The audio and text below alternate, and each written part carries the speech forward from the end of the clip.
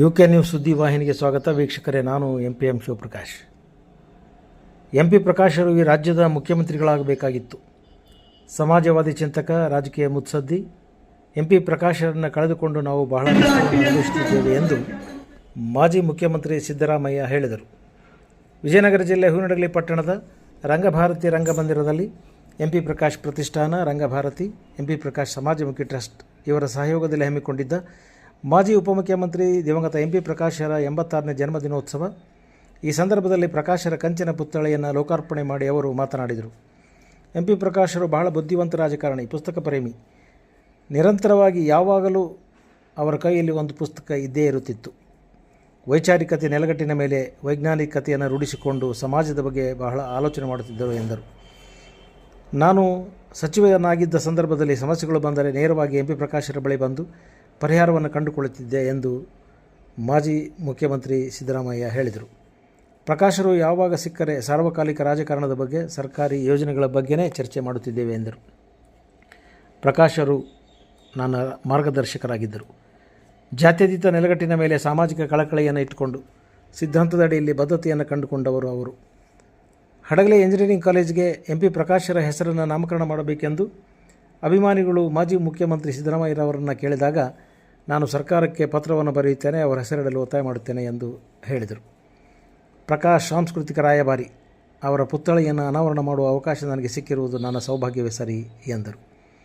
ಹಂಪಿ ಉತ್ಸವದ ರೂವಾರಿ ಎಂಪಿ ಪ್ರಕಾಶ್ ಕ್ರಿಯಾಶೀಲ ಮನಸ್ಸಿನವರು, ಯಾವಾಗಲೂ ರಾಜ್ಯದ ಅಭಿವೃದ್ಧಿಯ ಬಗ್ಗೆನೇ ಆಲೋಚನೆ ಮಾಡುತ್ತಿದ್ದರು ಎಂದರು. ಈ ಕಾರ್ಯಕ್ರಮದಲ್ಲಿ ಸುತ್ತೂರು ಶಿವರಾತ್ರೇಶ್ವರ ದೇಶಿಕೇಂದ್ರ ಮಹಾಸ್ವಾಮಿಗಳು, ಲಿಂಗನಾಯಕನಹಳ್ಳಿ ಚನ್ನವೀರ ಸ್ವಾಮೀಜಿ, ಗವಿಮಠದ ಡಾಕ್ಟರ್ ಹಿರಿಶಾಂತವೀರ ಸ್ವಾಮೀಜಿ, ಹಿರೇಮಲ್ಲನಕೆರೆ ಮಠದ ಚನ್ನಬಸವ ಸ್ವಾಮೀಜಿ, ಚಂದ್ರಶೇಖರ ಸ್ವಾಮೀಜಿ ನೇತೃತ್ವವನ್ನು ವಹಿಸಿದರು. ಖ್ಯಾತ ನಿರ್ದೇಶಕ TN ಸೀತಾರಾಮ್ ಸಾಂಸ್ಕೃತಿಕ ಉತ್ಸವವನ್ನು ಉದ್ಘಾಟಿಸಿದರು. ಸಂಸದ ಇ ತುಕಾರಾಂ, ಶಾಸಕರಾದ ಎಲ್ ಕೃಷ್ಣನಾಯ್ಕ್, MP ಲತಾ, ಮಲ್ಲಿಕಾರ್ಜುನ, ರಾಘವೇಂದ್ರ ಹೆಟ್ನಾಳ್, ಅನ್ನಪೂರ್ಣ ತುಕಾರಾಂ, ಗಣೇಶ್ ಪ್ರಸಾದ್, ಮಾಜಿ ಸಚಿವರಾದ ಲೀಲಾದೇವಿ ರೇಣುಕಾ ಪ್ರಸಾದ್, SS ಪಾಟೀಲ್, ಅಮರೇಗೌಡ ಬಯಾಪುರ್, PT ಪರಮೇಶ್ವರ್ ನಾಯ್ಕ್, ರಂಗ ನಿರ್ದೇಶಕ ಶ್ರೀನಿವಾಸ ಸಿ ಕಪ್ಪಣ್ಣ, ಮಾಜಿ ಶಾಸಕರಾದ B ಚಂದ್ರನಾಯ್ಕ್, GS ಗಡ್ಡದೇವರಮಠ್, ಮುಖಂಡರಾದ ವಾವಿ ಬೆಟ್ಟಪ್ಪ, ನಾಟಕ ಅಕಾಡೆಮಿ ಅಧ್ಯಕ್ಷ KV ನಾಗರಾಜಮೂರ್ತಿ, ರಾಜಭಾರತಿ ಅಧ್ಯಕ್ಷೆ MP ಸುಮಾ ವಿಜಯ್ ಕಾರ್ಯಕ್ರಮದಲ್ಲಿ ಉಪಸ್ಥಿತರಿದ್ದರು.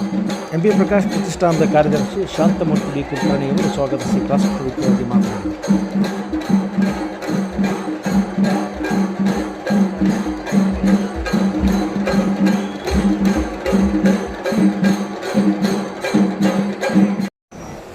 ನನಗೆ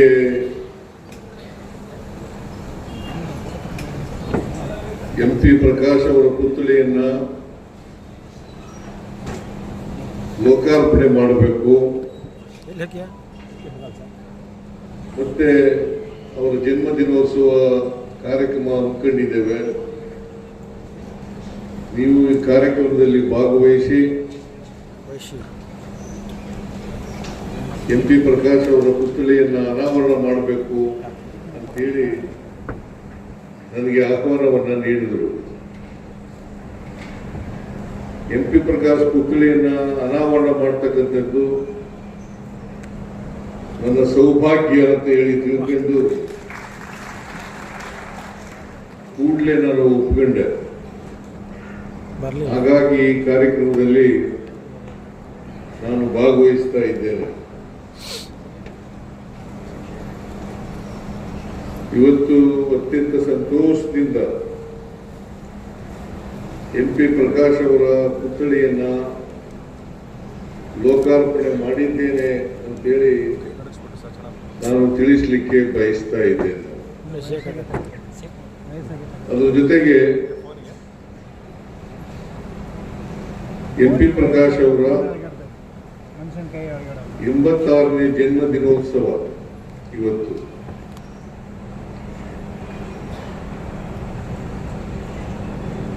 ಅವರು 15 ವರ್ಷಗಳಾಯಿತು ಕಾಲವಾಗಿ.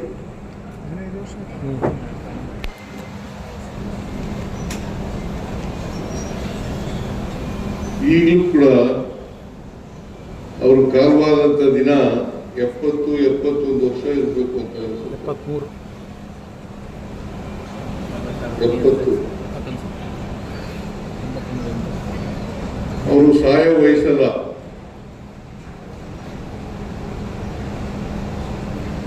ಆದ್ರೂ ಕೂಡ ನಮ್ಮನ್ನೆಲ್ಲ ಅಗಲಿದ್ರು ಅವರು.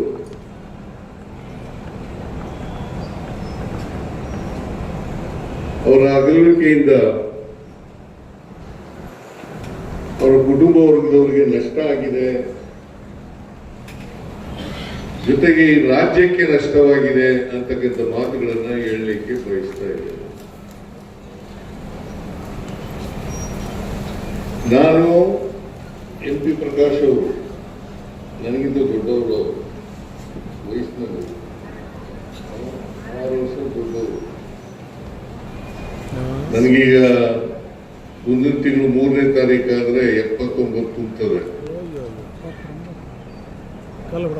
ಅದು ಕರೆಕ್ಟ್ ಡೇಟ್ ಆಫ್ ಬರ್ತ್ ಅಲ್ಲ, ಎಷ್ಟು ಬರ್ಕೊಂಡಿಲ್ಲ ಡೇಟ್ ಆಫ್ ಬರ್ತ್. ಯಾಕಂತಂದ್ರೆ ನಾನು 5ನೇ ತರಗತಿಗೆ ನೇರವಾಗಿ ಸೇರ್ಕೊಂಡ್ರಿಂದ ನಮ್ಮ ತಂದೆ ತಾಯಿಗಳು ಅವಿದ್ಯಾವಂತರಾದ್ರಿಂದ ನನ್ನ ಡೇಟ್ ಆಫ್ ಬರ್ತ್ ಇಲ್ಲ, ನನಗೂ ಗೊತ್ತಿಲ್ಲ, ನಮ್ಮ ತಂದೆ ತಾಯಿಗಳಿಗೂ ಗೊತ್ತಿಲ್ಲ, ಮೇಷ್ಟ್ರಿಗೂ ಗೊತ್ತಿರಲಿಲ್ಲ.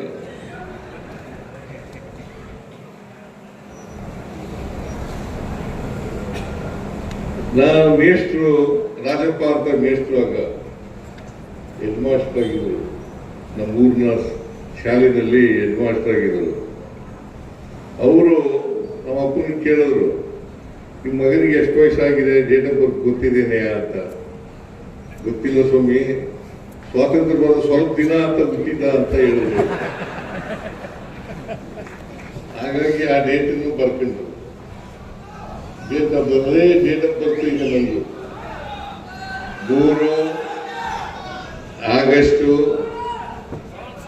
1947. ಕೇಳಿಸ್ತಾ ಇಲ್ವಾ?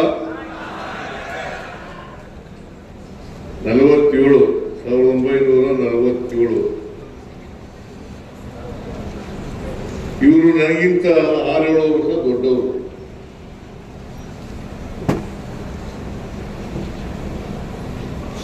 ನಾವು ಎಂತ ರಾಜಕಾರಣಿಯನ್ನ ಕಳ್ಕೊಂಡಿದ್ದೀವಿ ಅಂತಂದ್ರೆ, ಒಬ್ಬ ಸಜ್ಜನ ರಾಜಕಾರಣಿ, ಅಜಾತ ಶತ್ರು ಅಂತಕ್ಕಂಥದನ್ನ ಅವರ ಜೀವನದ ಉದ್ದಕ್ಕೂ ಕೂಡ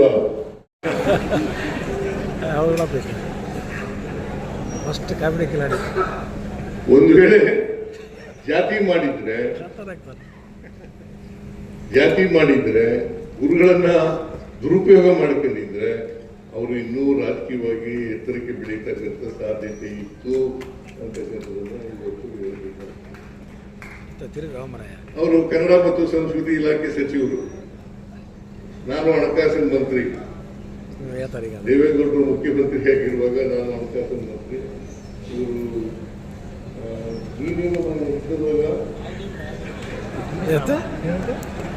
ಲೀಲಾವತಿ ಕನ್ನಡ ಮತ್ತು ಸಂಸ್ಕೃತಿಯವರ ಆದ್ಮೇಲೆ ಇವರಾದದ್ದು. ಅದು ನಿಜ, ಅದು ಮಾತು ನೀವು ಹೇಳಿದ್ದು. ಲೀಲಾವತಿ ಅವರು ನನ್ನ ನಂತರ ಕನ್ನಡ ಮತ್ತು ಸಂಸ್ಕೃತಿ ಇಲಾಖೆ ಸಚಿವರು ಆಗ್ಬೇಕು ಅಂತಂದ್ರೆ ಲೀಲಾವತಿನೇ ಆಗ್ಬೇಕು ಅಂತೇಳಿ ಹೇಳಿದಂತ ಮಾತುಗಳು ಇವತ್ತು ಕೂಡ ಹಚ್ಚ ಹಸಿರಾಗಿ ಉಳಿದಿದೆ ಅಂತಕ್ಕಂಥ ಮಾತುಗಳನ್ನ ಈ ಸಂದರ್ಭದಲ್ಲಿ ತಿಳಿಸಲಿಕ್ಕೆ ಬಯಸ್ತಾ ಇದ್ದಾರೆ. ಅವರು MP ಪ್ರಕಾಶ್ ಅವರು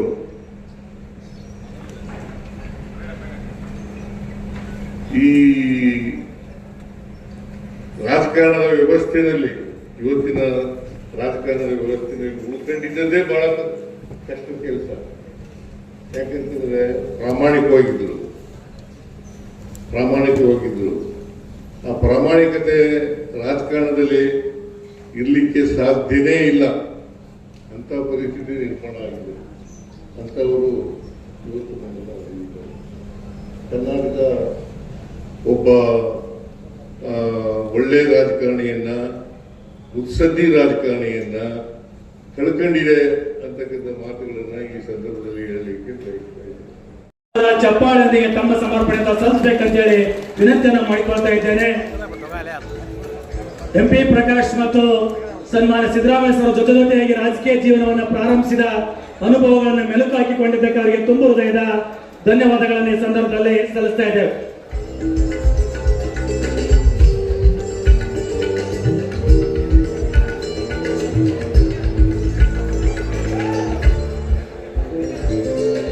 ಇದುವರೆಗೂ ತಮ್ಮ ಅದ್ಭುತ ಅನುಭವಗಳನ್ನು ಹಂಚಿಕೊಂಡಿರ್ತಕ್ಕಂತಹ ಮಾನ್ಯ ಶ್ರೀ ಸಿದ್ದರಾಮಯ್ಯನವರಿಗೆ ಹಾರ್ದಿಕ ಅಭಿನಂದನೆಗಳು. ಕಾರ್ಯಕ್ರಮದ ಮುಂದಿನ ಘಟ್ಟ ಎತ್ತಿರಲಿಲ್ಲ, ಆದರೆ ಕಂಪ್ನಿ ನಾಟಕಗಳು ಬಂದಾಗ ಮಾತ್ರ ಮಾಡ್ತಾ ಇತ್ತು. ಒಂದು ಹವ್ಯಾಸಿ ರಂಗಮಂದಿರ ಇಲ್ಲಿ ರಂಗ ತಂಡ ಇತ್ತು. ಅದನ್ನು ಕಟ್ಕೊಂಡು ನಮ್ಮ ತಂದೆಯವರು 1964ರಿಂದ ಇಲ್ಲಿಯವರೆಗೂ ಮಾಡಿರುವಂಥ ನಾಟಕಗಳನ್ನು ನಮ್ಮ ಹಡಗಲಿ ಜನಕ್ಕೆ ಒಂದು ಹೆಜ್ಜೆ ಗುರುತನ್ನು ಬಿಟ್ಟಿದ್ದಾರೆ. ಇವತ್ತು ಇಷ್ಟು ಹಡಗಲಿ ಸಾಂಸ್ಕೃತಿಕ ಕಾರ್ಯಕ್ರಮದಲ್ಲಿ ಹೆಜ್ಜೆ ಗುರುತು ಮೂಡಿಸ್ಬೇಕಂದ್ರೆ ನಮ್ಮ ತಂದೆಯವರ ಶ್ರಮ ತುಂಬ ಇದೆ. ಇವತ್ತು ರಂಗಭಾರತಿ 55 ವರ್ಷದ ಮೇಲ್ಪಟ್ಟಾಗಿದೆ. ಇವತ್ತು ದೊಡ್ಡದಾಗಿ ಆಗಿರುವಂಥ ಈ ರಂಗಭಾರತಿಯ 4ನೇ ಮತ್ತು 5ನೇ ಪೀಳಿಗೆಯನ್ನು ನೆರವೇರಿಸ್ತಾರೆ. ಮುಂದಿನ ಪೀಳಿಗೆಯವರು ಇದನ್ನು ಸಾಂಸ್ಕೃತಿಕವಾಗಿ ನಡೆಸ್ಕೊಂಡು ಹೋಗಲಿ. ಹಡಗಲಿ ಜನ ಮರಿಬಾರ್ದು, ಇದು ಸಾಂಸ್ಕೃತಿಕ ಕೇಂದ್ರ. ಈ ಕೇಂದ್ರವನ್ನು ಹೇಗೆ ನಾವು ರಂಗಾಯಣ ಮತ್ತು ಸಾಣಿಹಳ್ಳಿಯನ್ನು ನಾವು ಮರೆಯೋದಿಲ್ಲೋ ಹಂಗೆ ನಮ್ಮ ರಂಗಭಾರತಿನೂ ಇಡೀ ಕರ್ನಾಟಕದಲ್ಲಿ ತುಂಬ ಫೇಮಸ್ ಆಗಿದೆ. ಇದನ್ನು ಮುಂದೆ ನೀವು ನಡೆಸ್ಕೊಂಡು ಹೋಗಿ ಅಂತ ಹೇಳ್ತಾ, ಇವತ್ತು ಸಿದ್ದರಾಮಯ್ಯ ಅಂಕಲ್ ಅಂತಿದ್ದೀನಿ, ಅದ್ರಿಂದ ನೋಡ್ಕೊಂಡು ಬಂದಿರ್ಬೋದು. ಅಂಕಲ್ ಬಂದು ನಮ್ಮ ಅಪ್ಪಾಜಿಯವರ ಪುತ್ಥಳಿಯನ್ನು ಅನಾವರಣ ಮಾಡಿದ್ದಕ್ಕೆ ಅವರಿಗೆ ತುಂಬ ಹೃದಯದ ಧನ್ಯವಾದಗಳನ್ನು ಹೇಳ್ತೀನಿ. ಎಲ್ಲರಿಗೂ ಇದೇ ತರ ಸಾಂಸ್ಕೃತಿಕ ಮಾತಾಡಿದ್ದಾರೆ. ಅವ್ರ ಬಗ್ಗೆ ನಮ್ಗೆಲ್ಲ ಚೆನ್ನಾಗಿ ಗೊತ್ತು. ಬಟ್ ಏನ್ ಮಾಡೋದು, ಈ ಕ್ಷೇತ್ರದ ದುರ್ದೈವನೋ ಏನು ಅವ್ರ ದುರ್ದೈವನೋ ಗೊತ್ತಿಲ್ಲ. ಯಾಕಂದ್ರೆ ಅಭಿವೃದ್ಧಿಗೂ ಬೆಂಬಲಿಸಲಿಲ್ಲ, ನಾಯಕತ್ವಕ್ಕೂ ಬೆಂಬಲಿಸಲಿಲ್ಲ. ನೀವು ಒಂದ್ ಕಡೆ ಅಭಿವೃದ್ಧಿಗೂ ಅಡ್ಡಿ ಆದ್ರಿ, ಇನ್ನೊಮ್ಮೆ ನಾಯಕತ್ವಕ್ಕೂ ಅಡ್ಡಿ ಆದ್ರಿ. ನೀವು MP ಪ್ರಕಾಶ್ ಅವ್ರನ್ನ ಒಮ್ಮೆ ಗೆಲ್ಸಿ ಒಮ್ಮೆ ಸೋಲಿಸ್ತಾ ಇದ್ರಿ, ಖರೆ ಅಲ್ವಾ? ಅವ್ರು ನೀವು ಸತತವಾಗಿ ಗೆಲ್ಸಿದ್ರೆ ಸಿದ್ದರಾಮಯ್ಯ ಮುಖ್ಯಮಂತ್ರಿ ಆಗಿದ್ರು, ಹಂಗೂ ಅವ್ರಿಗೆ ನಾಡಿನ ಮುಖ್ಯಮಂತ್ರಿ ಆಗ್ತಿದ್ರು. ಬಟ್ ದುರ್ದೈವ, ಕ್ಷೇತ್ರದ ದುರ್ದೈವನೇನೋ ಗೊತ್ತಿಲ್ಲ ನನಗೆ. ಬಟ್ ಇದು ಯಾಕೆ ತಪ್ಪು ನಿರ್ಧಾರಗಳಾಗ್ತಾವೋ ಗೊತ್ತಿಲ್ಲ. ಅದಲ್ಲಿ ರಾಜಕಾರಣದ ಬಗ್ಗೆ ನಾನು ಮಾತಾಡಕ್ ಹೋಗೋದಿಲ್ಲ. ಬಟ್ ಆದ್ರೆ MP ಪ್ರಕಾಶ್ ಅವರು ನನಗೆ ಇಲ್ಲಿ ಹಡಗಲಿ ಕರ್ಕೊಂಡ್ ಬಂದವರು. MP ಪ್ರಕಾಶ್ ಅವರು ಅವತ್ತು ನಮ್ಮ ವಿರೋಧ ಪಕ್ಷದ ನಾಯಕರು, ಇವತ್ತು AICC ಅಧ್ಯಕ್ಷರಾಗಿರ್ತಕ್ಕಂಥ ಡಾಕ್ಟರ್ ಮಲ್ಲಿಕಾರ್ಜುನ್ ಖರ್ಗೆ ಅವರು, ಕಾಗೋಡು ತಿಮ್ಮಪ್ಪನವರು ಮತ್ತು ಕೊಂಡಯ್ಯನವರು ಇಷ್ಟು ಜನ ಸೇರಿ ನನಗೆ ಹಡಗಲಿಗೆ ಕರ್ಕೊಂಡ್ಬಂದು MP ಪ್ರಕಾಶ್ ಅವರು ನನಗೆ ಆಶೀರ್ವಾದ ಮಾಡಿ, ನೀನು ಇಲ್ಲಿ ಬಾರಪ್ಪ, ಅಭಿವೃದ್ಧಿ ಪರವಾಗಿದೆಯಾ, ನಾನು ನಿನ್ನ ಜೊತೆಗೆ ಇರ್ತೀನಿ ಅಂತ ಹೇಳಿ ನನಗೆ ಆಶೀರ್ವಾದ ಮಾಡಿ 2008ರಲ್ಲಿ ನನಗೆ ಕರ್ಕೊಂಡ್ಬಂದು ಟಿಕೆಟ್ ಕೊಡ್ತಕ್ಕಂಥ ಕೆಲಸ ಮಾಡಿದ್ದು ಸನ್ಮಾನ್ಯ MP ಪ್ರಕಾಶ್ ಸಾಹೇಬರು ಅಂತಕ್ಕಂಥ ಮಾತನ್ನು ಬಹಳ ಅಭಿಮಾನದಿಂದ ನಮ್ಮ ಮಟ್ಟಿಗೆ ಹಂಚ್ಕೊಳ್ಳಿಕ್ಕೆ ಬಯಸ್ತಾ ಇದ್ದಾರೆ ಬಂಧುಗಳೇ. ಈ ರಂಗಭಾರತಿ ಬಗ್ಗೆ ನಮ್ಮ ಕುಲಕರ್ಣಿ ಅವರು ಪ್ರಸ್ತಾವಿಕವಾಗಿ ಮಾತಾಡ್ತಿದ್ರು. ರಂಗಭಾರತಿ ಅರ್ಧಕ್ಕಾಗಿತ್ತು ಅಂತ ಹೇಳಿ ನಮ್ಮ MP ರವೀಂದ್ರ ಅವರು ಹಟ್ನಳ್ಳಿ ಶಾಸಕರಾಗಿದ್ದರು, ನಾನು ಹಡಗಲಿ ಶಾಸಕನಾಗಿ ಸನ್ಮಾನ್ಯ ಸಿದ್ದರಾಮಯ್ಯ ಸಾಹೇಬ್ರ ಸಂಪುಟದಲ್ಲಿ ನಾನು ಬಳ್ಳಾರಿ ಜಿಲ್ಲಾ ಉಸ್ತುವಾರಿ ಮಂತ್ರಿ ಆಗಿದ್ದೆ. ಅವರ ಪ್ರಥಮ ಬಜೆಟ್ ಅಲ್ಲಿ ರಂಗಭಾರತಿಯ ಕಟ್ಟಡ ಪೂರ್ಣ ಮಾಡಲಿಕ್ಕೆ 1 ಕೋಟಿ ರೂಪಾಯಿ ಅನುದಾನವನ್ನು ಘೋಷಣೆ ಮಾಡತಕ್ಕಂಥ ಕೆಲಸ ನಾವು ಅವತ್ತು ಮಾಡಿದ್ವಿ ಅಂತಕ್ಕಂಥ ಮಾತನ್ನ ಅವರ ನಾಯಕತ್ವದಲ್ಲಿ ಅದಾಗಿತ್ತು. ಇದು ಲೋಕಾರ್ಪಣೆ ಆಗಿದ್ದ ಒಳ್ಳೆ ಭವ್ಯವಾದಂತ ನಮ್ಮ ಹೂವಿನ ಹಡಗಲಿಗೆ ಅದು ಜಿಲ್ಲಾ ಕೇಂದ್ರ, ರಾಜ್ಯ ಕೇಂದ್ರ ಸ್ಥಾನದಲ್ಲಿರ್ತಕ್ಕಂಥ ಭವ್ಯವಾದ ಇವತ್ತು ರಂಗಮಂದಿರ ರಂಗಭಾರತಿ ನಮ್ಮ ಹಡಗಲಿಯಲ್ಲಿ ತೆಲೆಯುತ್ತಿದೆ ಅಂದ್ರೆ ಅದಕ್ಕೆ ಮೂಲ ಕಾರಣಕರ್ತರು ಸನ್ಮಾನ್ಯ MP ಪ್ರಕಾಶ್ ಅವರು ಅಂತಕ್ಕಂಥ ನೆನಪನ್ನು ಮಾಡಿಕೊಂಡು ಅವರ ಒಂದು ಕಾರ್ಯಕ್ರಮಕ್ಕೆ ನನಗೆ ಶ್ರೀಮತಿ ಸುಮಾ ವಿಜಯ್ ಅವರು ಆಹ್ವಾನವನ್ನು ಕೊಟ್ಟು ನೀವು ಕಾರ್ಯಕ್ರಮಕ್ಕೆ ಬರಬೇಕು ಅಂತ ಹೇಳಿ ಆಹ್ವಾನವನ್ನು ಕೊಟ್ಟ ಹಿನ್ನೆಲೆಯಲ್ಲಿ ಜೊತೆಗೆ ನಮ್ಮ ನಾಯಕರು ಆಗಮಿಸಿದ ಹಿನ್ನೆಲೆಯಲ್ಲಿ ಕಾರ್ಯಕ್ರಮದಲ್ಲಿ ಬಂದು ಭಾಗವಹಿಸಿ ನಮಗೆಲ್ಲ ನೋಡೋದ್ರ ಜೊತೆಗೆ